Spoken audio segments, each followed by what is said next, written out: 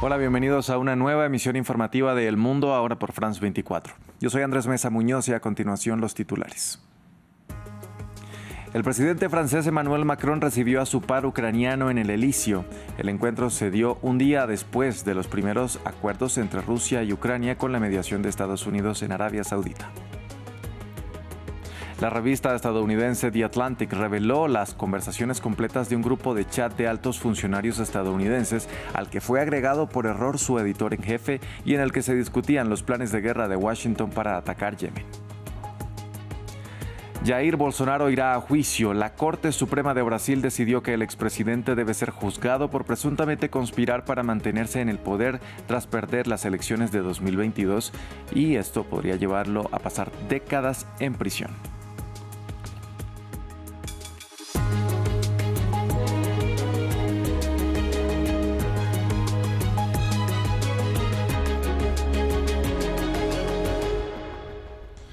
Vamos a empezar en Francia. Un día después de los primeros acuerdos de tregua e infraestructura y navegación comercial en el Mar Negro, el presidente Emmanuel Macron recibió a su homólogo ucraniano Volodymyr Zelensky en el Elíseo con la mira puesta en la respuesta que tendrá Europa a estas negociaciones, de las cuales fueron excluidas los líderes del viejo continente.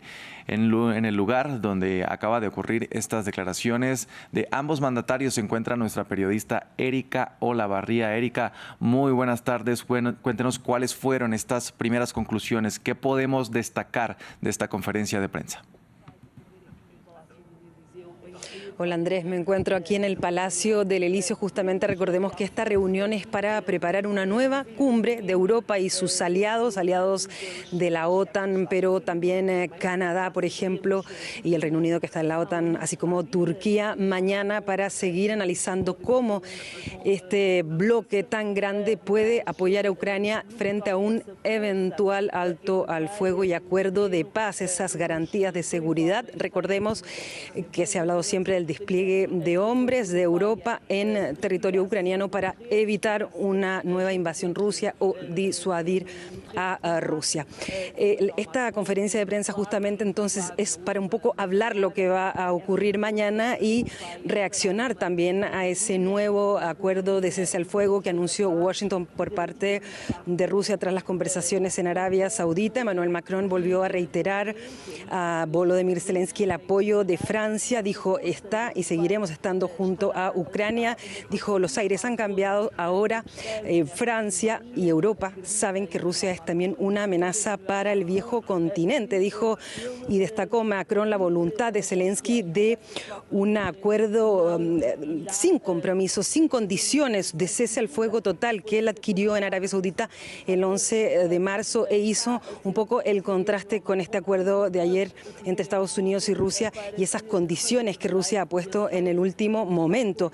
Eso, dijo Emmanuel Macron, es una muestra de que Rusia no está por ninguna voluntad de paz y de hecho también destacó que durante esta noche envió más de 100 drones a territorio ucraniano. Por lo tanto, Emmanuel Macron dijo Rusia está demostrando que no está en la misma postura que Ucrania y destacó cuáles van a ser los puntos importantes de esa reunión de mañana. Bueno, el apoyo concreto a Ucrania en este momento, apoyo militar. Anunció que Francia va a enviar una ayuda suplementaria de 2.000 millones de euros a Ucrania en armamentos.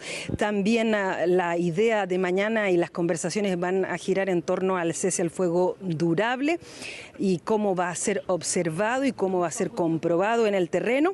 La tercera parte fue cómo va a ayudar Europa y sus aliados a Ucrania y al ejército ucraniano, porque según Emmanuel Macron hoy, y ya lo había dicho otra vez, el que va a estar en primera línea frente a Rusia será justamente el ejército de Ucrania, cómo hacerlo más fuerte, cómo formarlo mejor, cómo hacer que pueda disuadir una eventual nueva invasión de Rusia y finalmente las garantías esas de seguridad que tienen que entregar estos aliados, una fuerza de reaseguramiento, así han comenzado a llamarla aquí en Francia y ahí justamente está el problema, pues los países europeos no estarían de acuerdo, ya lo habíamos mencionado en las semanas anteriores. Recordemos que aquí hubo una reunión de los jefes de Estado Mayor de Europa, de los ministros de Defensa, también una semana entera dedicada a cómo serían esas garantías de seguridad que Europa pretende entregar. Hay una parte de los países europeos encabezados por el Reino Unido y Francia que están por una una fuerza que incluso podría quizás actuar en algunos momentos, pero hay otros países que son más reticentes y quieren estar con el apoyo de la OTAN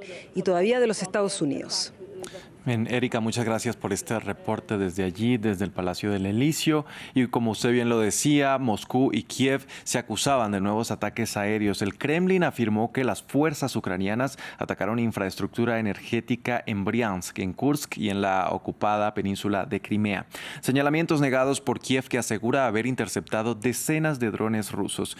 Por otro lado, Moscú se declaró satisfecho de los diálogos con Washington, pero asegura que continúan después de que este martes condicionara la tregua en el Mar Negro aceptada por Kiev a la reintegración de su Banco Estatal Agrícola al sistema bancario internacional SWIFT, una medida que tiene que ejecutar la Unión Europea. Unas negociaciones plagadas de claroscuros. Estados Unidos dijo el martes que había llegado a acuerdos separados con Moscú y Kiev para cesar los ataques en el Mar Negro. Kiev dijo que quería aplicarlos de inmediato y Moscú que estaba satisfecho con el avance de las conversaciones, pero fijó requisitos. En cuanto a la iniciativa de granos del Mar Negro, puede activarse después de que se implementen una serie de condiciones. Una de ellas es la reconexión del Banco Agrícola Roselkosbank al sistema de pagos internacional SWIFT y el levantamiento de otras sanciones a la economía rusa. Washington dijo que presionará para que algunas les sean levantadas al Kremlin, pero muchas de estas sanciones dependen de la Unión Europea. La Comisión Europea contestó rápidamente que para que las sanciones sean levantadas, Rusia debe retirar incondicionalmente a todas sus tropas de Ucrania. Washington también dijo que había logrado acuerdos con Rusia y Ucrania para cesar los ataques a objetivos energéticos, un pacto ya anunciado la semana pasada, aunque las partes nunca firmaron un documento al respecto.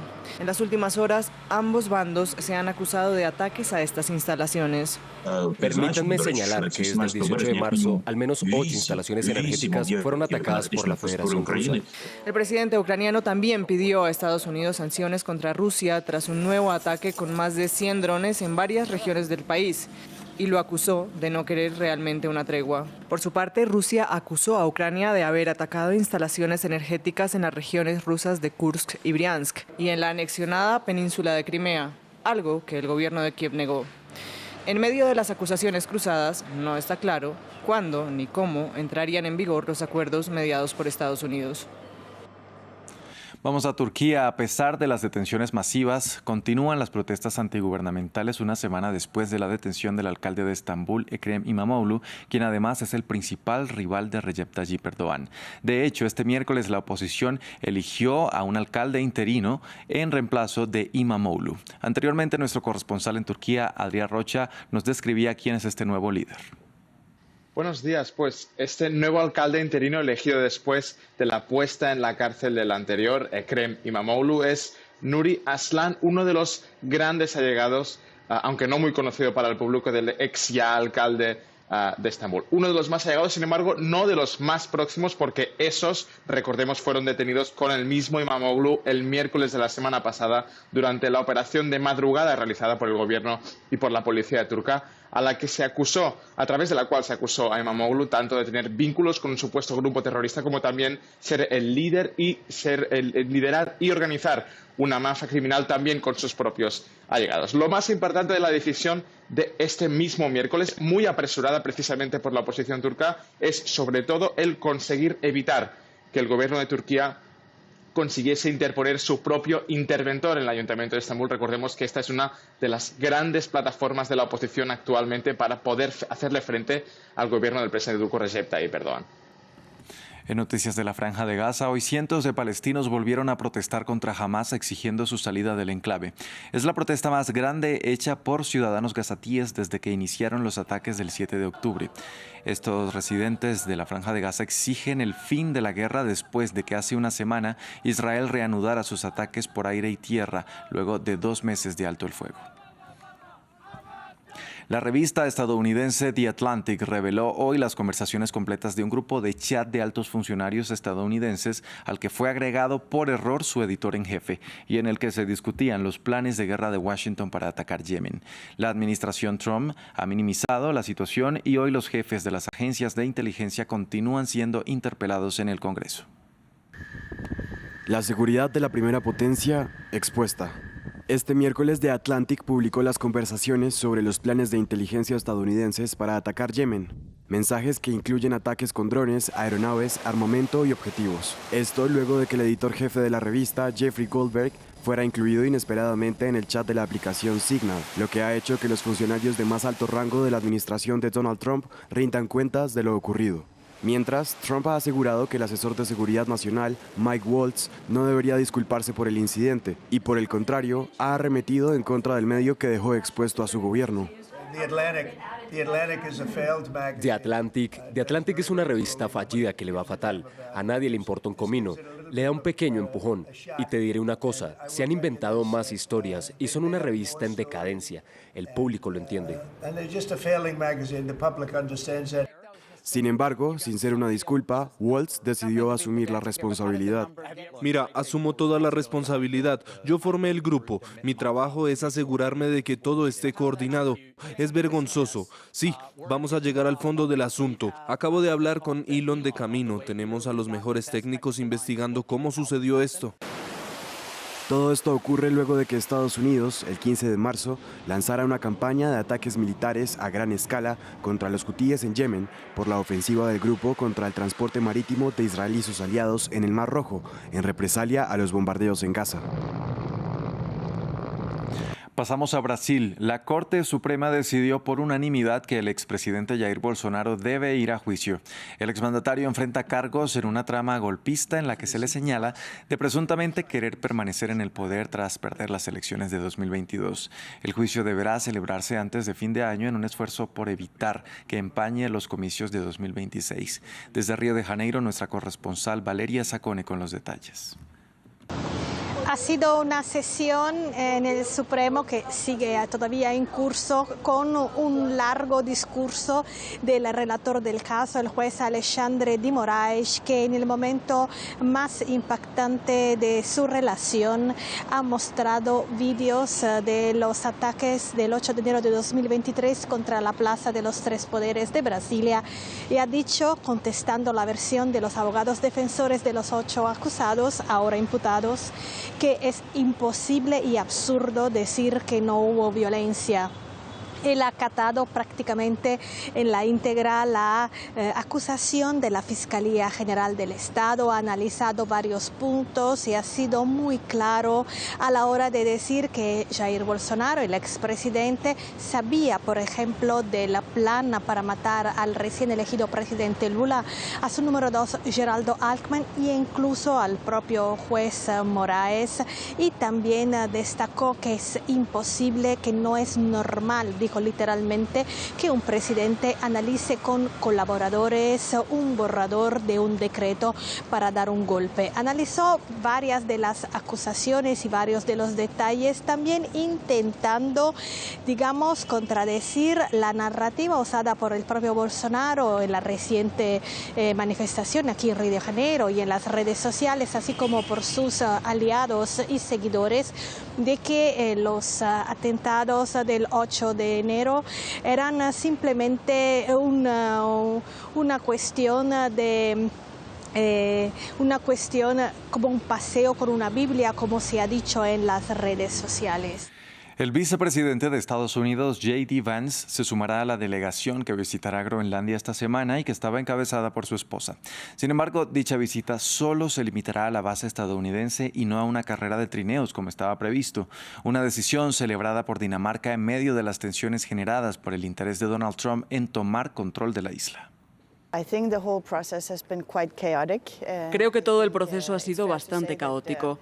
Es justo decir que no se ha respetado el proceso político en Groenlandia.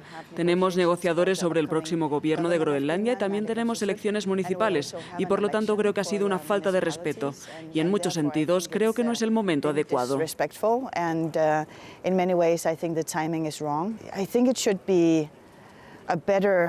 Creo que debería haber un mejor diálogo entre el gobierno oficial de Groenlandia y el gobierno de Estados Unidos, lo que habría contribuido a una mejor visita del gobierno estadounidense a Groenlandia. Hasta aquí este informativo en France 24. Gracias por acompañarnos. Los invitamos a que continúen con toda nuestra programación.